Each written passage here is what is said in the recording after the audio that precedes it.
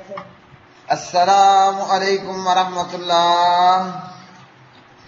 ترجمہ تفسیر القرآن الکریم، سبق نمبر 392، سورہ یونس، آیت 1 تا 3، پارہ نمبر 11۔ اعوذ باللہ من الشیطان الرجیم، بسم اللہ الرحمن الرحیم۔ الف لام را، تلک آیات الکتاب الحکیم۔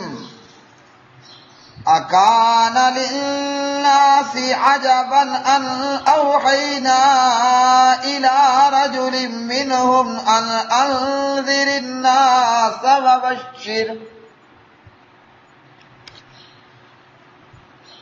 وبشر الذين آمنوا أن لهم قدم صدق عند ربهم۔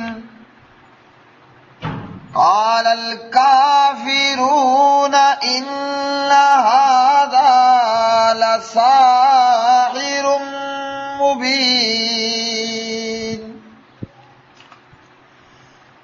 إن ربكم الله الذي خلق السماوات والأرض في 6 أيام ثم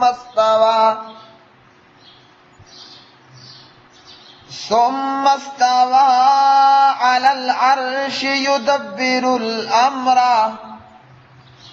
ما من شفيع إلا من بعد إذنه۔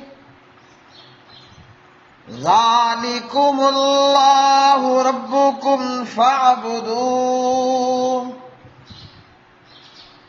افلا تتذکرون۔ الف لام را، یہ کمال حکمت والی کتاب کی آیات ہیں۔ کیا لوگوں کے لیے ایک عجیب بات ہو گئی کہ ہم نے ان میں سے ایک آدمی کی طرف وحی بھیجی کہ لوگوں کو ڈرا، اور جو لوگ ایمان لائے انہیں بشارت دیجئے کہ ان کے لیے ان کے رب کے ہاں سچا مرتبہ ہے۔ کافروں نے کہا بے شک یہ تو کھلا جادوگر ہے، بے شک تمہارا رب اللہ تعالی ہی ہے جس نے آسمانوں اور زمین کو 6 دنوں میں پیدا کیا، پھر وہ عرش پر بلند ہوا، ہر کام کی تدبیر کرتا ہے، کوئی سفارش کرنے والا نہیں مگر اس کی اجازت کے بعد۔ وہی اللہ تعالی تمہارا رب ہے، سو اس کی عبادت کرو، تو کیا تم نصیحت حاصل نہیں کرتے؟ الف لام را، تل کا یہ آیتیں ہیں الکتاب، کتاب، الحکیم، حکیم کی۔ اکانا کیا ہے، للناس لوگوں کے لیے، عجباً تعجب، ان یہ کہ اوحینا ہم نے وحی کی، الی رجل ایک ایسے آدمی کی طرف، منہم جو انہی میں سے ہے، ان یہ کہ انذر آپ ڈرائیں، الناسا لوگوں کو، وبشر اور خوشخبری دیں، الذین ان لوگوں کو جو آمنوا ایمان لائے، انا کہ بے شک لہم ان کے لیے، قدم صدق سچا مرتبہ ہے، عند ربہم ان کے رب کے پاس۔ قالا کہا الکافرون کافروں نے، انا بلا شبہ، ہذا یہ یعنی یہ شخص، لساحر یقیناً جادوگر ہے، مبین ظاہر۔ ان بے شک ربکم تمہارا رب اللہ تعالیٰ ہے، الذی وہ جس نے خالق کا پیدا کیا، السماوات آسمانوں کو، والارض اور زمین کو، فی ستۃ ایام 6 دنوں میں، ثم پھر استوا وہ مستوی ہو گیا، علی العرش عرش پر، یدبر وہ تدبیر کرتا ہے، الامر کام کی، نہیں ما نہیں ہے، من شفیع کوئی سفارشی، الا مگر من بعد اذن اس کی اجازت کے بعد۔ ذالکم یہی ہے، اللہ تعالی، ربکم تمہارا رب، فاعبدوا سو تم عبادت کرو اسی کی، افلا کیا پھر نہیں، تذکرون تم نصیحت حاصل کرتے۔ پیارے بھائیوں اور میری بہنوں، آج کا سبق قرآن مجید فرقان حمید کی یہ آیات بینات، اللہ وحدہ لا شریک اس سورہ مبارکہ میں فرماتے ہیں کہ یہ قرآن مجید کمال حکمت والی کتاب کی آیات ہیں۔ اس سے پہلے حروف مقطعات میں سے الف لام را ایک حرف آیا۔ حروف مقطعات جن کا معنی، مراد، مقصود، مفہوم اللہ سبحانہ و تعالی خود ہی جانتا ہے۔ بعض لوگوں نے حروف مقطعات کے حوالے سے کچھ معنی بیان کرنے کی کوشش کی، لیکن وہ درست نہیں۔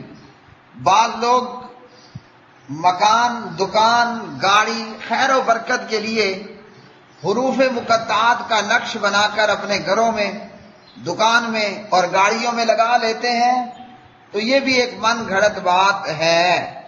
قرآن مجید پڑھنے کے لیے ہے، برکت کے لیے، دیواروں پر آویزاں کرنے کے لیے نہیں ہے۔ تو فرمایا اللہ رب العالمین نے یہ کمال حکمت والی کتاب کی آیات ہیں۔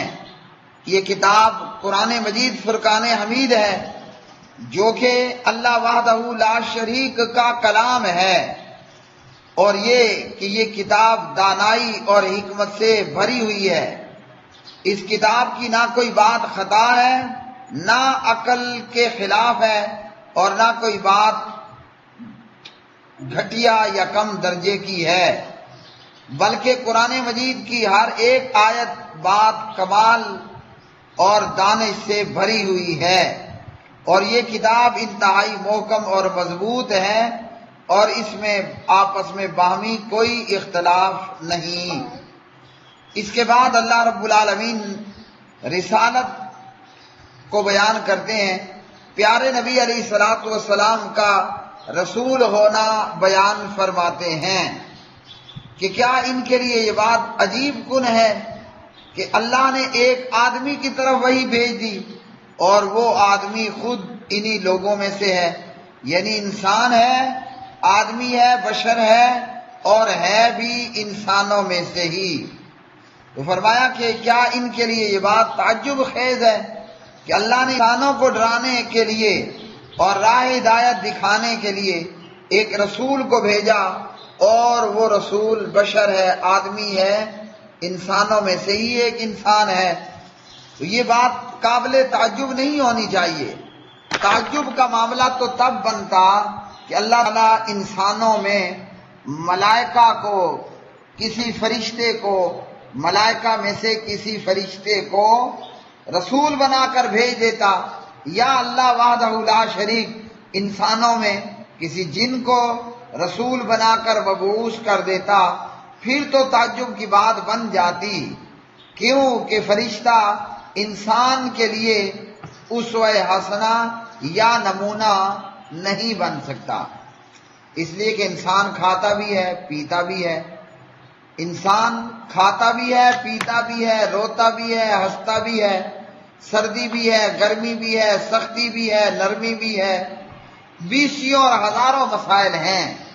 ملائکہ کے ساتھ ایسا کچھ بھی نہیں۔ تو تعجب تو تب ہوتا کہ اللہ تعالیٰ انسانوں کی رہنمائی اور ہدایت کے لیے انسان کی بجائے، آدمی کی بجائے کسی فرشتے کو مبعوث کر دیتا۔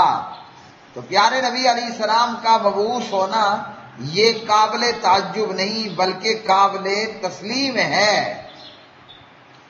اور اس رسول کا کام کیا ہے؟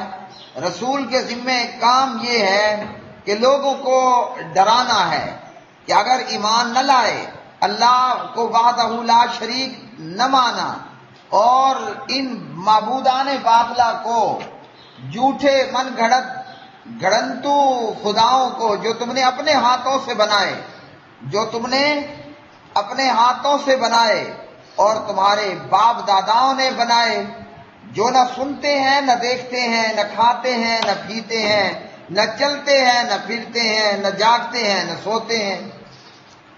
تو اللہ نے اپنے رسول کو بھیجا کہ آپ جا کر ایسے لوگوں کو ڈرائیے کہ میاں اگر انہی کاموں میں پڑے رہے نا تو پھر اس زندگی کے بعد کی جو زندگی ہے اس میں تمہارے لیے ایسا عذاب ہوگا کہ وہ عذاب ہمیشہ ہمیش کے لیے ہوگا۔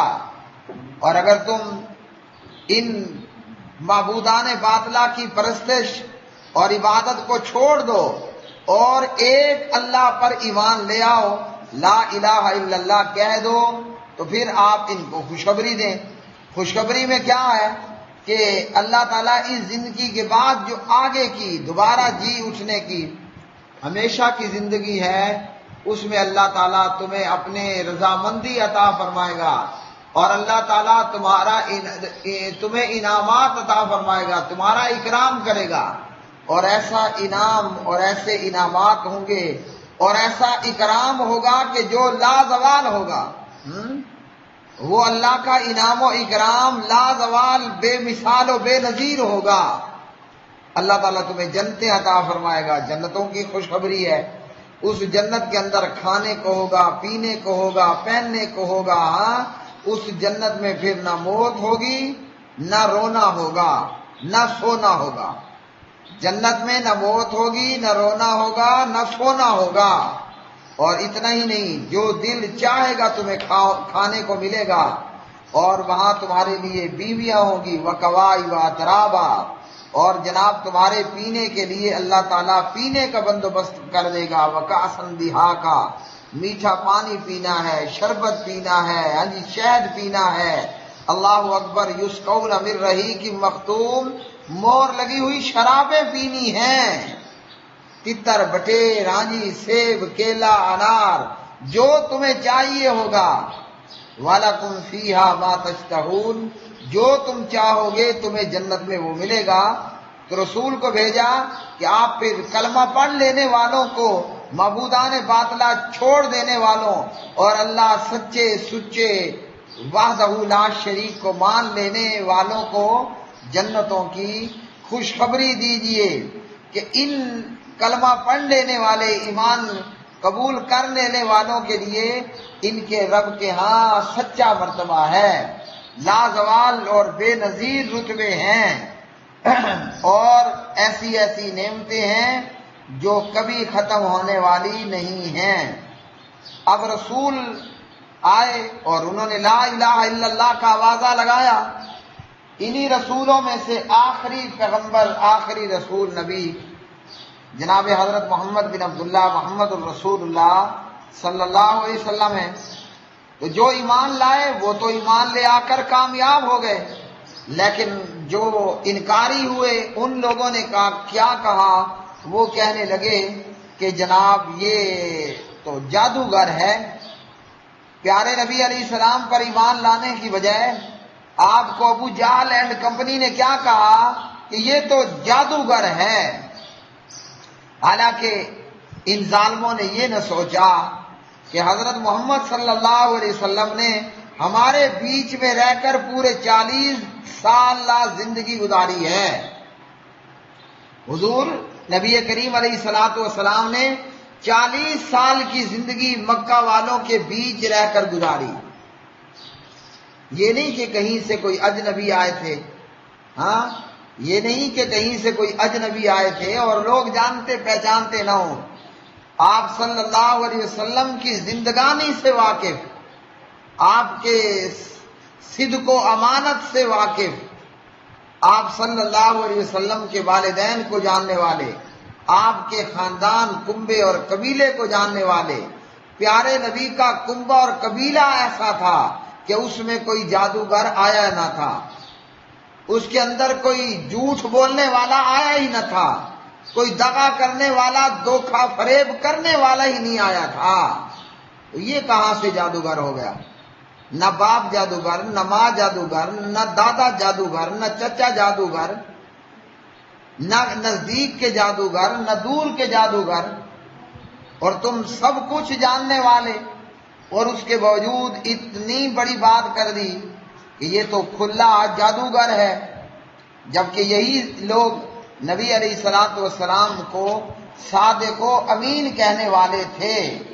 لیکن کیا ہوا کہ جھوٹے خداؤں کی محبت میں اتنے اندھے ہوئے کہ پیارے نبی علیہ الصلوۃ والسلام جیسے شخص کو جادوگر کہہ دیا، حالانکہ وہ جانتے تھے اہل مکہ کہ جادوگر کس قسم کا خبیث انسان ہوتا ہے، جادوگر کس قسم کا غلیظ انسان ہوتا ہے، اور جادوگر کس قسم کا لالچی، بے روپیہ، دو نمبریہ، دو رنگیا شخص ہوتا ہے۔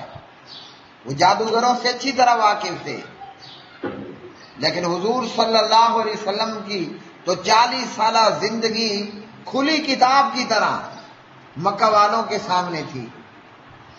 پیارے نبی علیہ السلام پر اتنی بڑی بات کر دی، اور اپنی ہٹ دھرمی اور اپنی جہالت کا منہ بولتا ان کافروں نے ثبوت دیا۔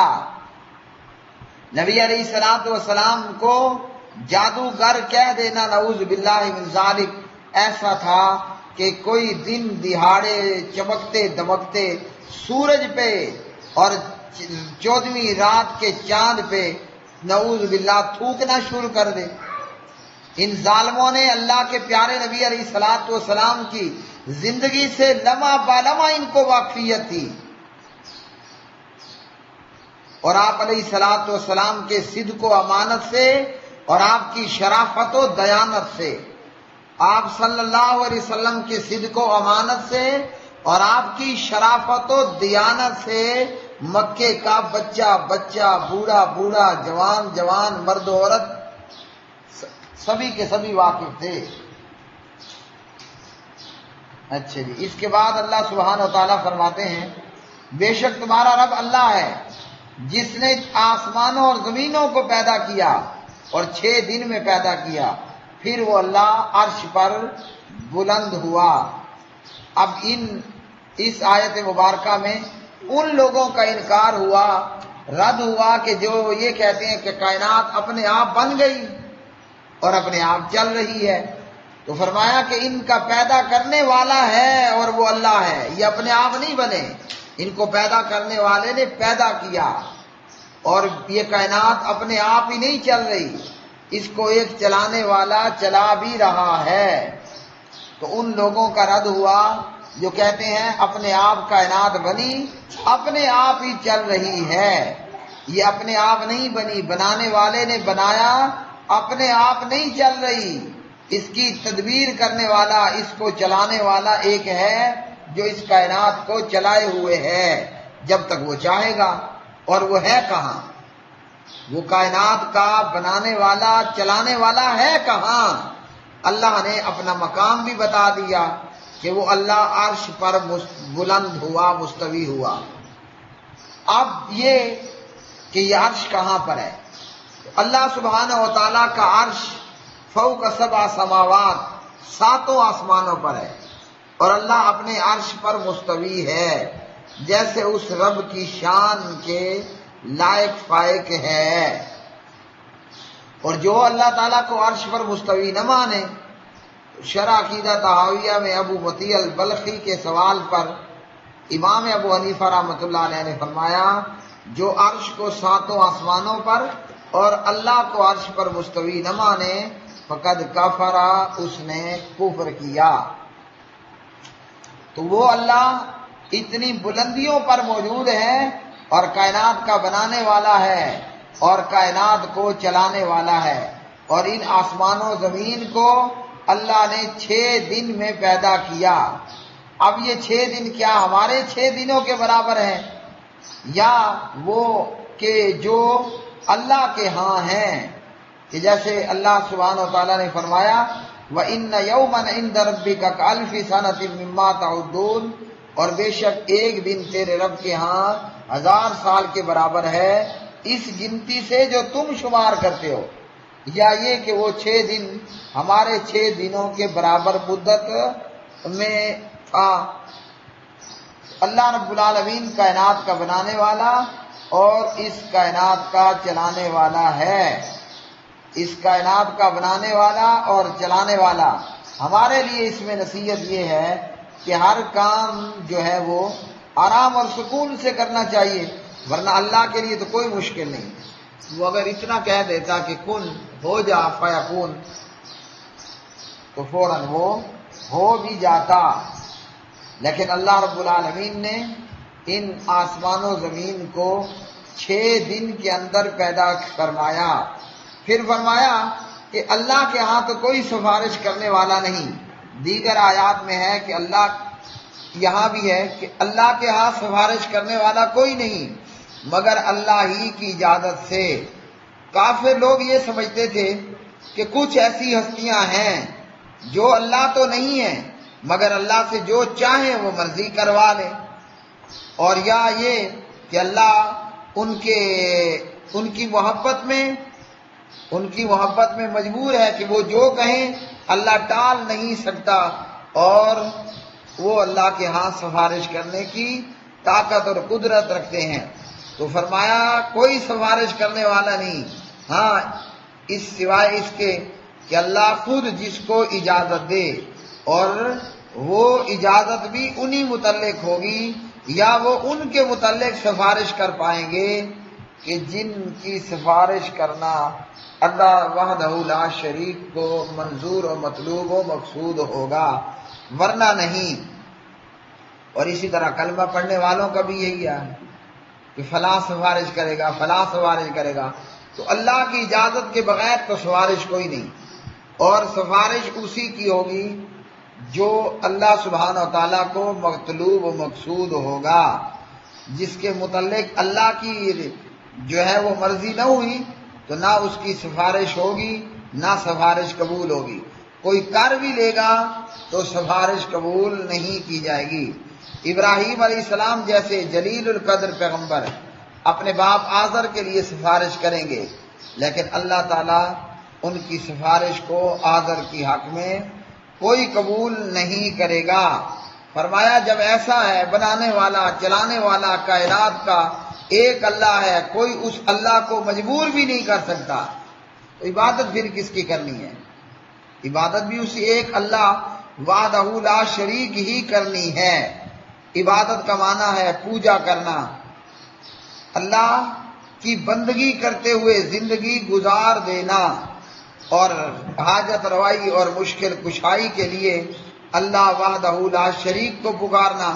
اور عبادت کی جتنی قسمیں ہیں وہ فقط وحدہ لا شریک اللہ سبحانہ و تعالیٰ کے لیے ہیں۔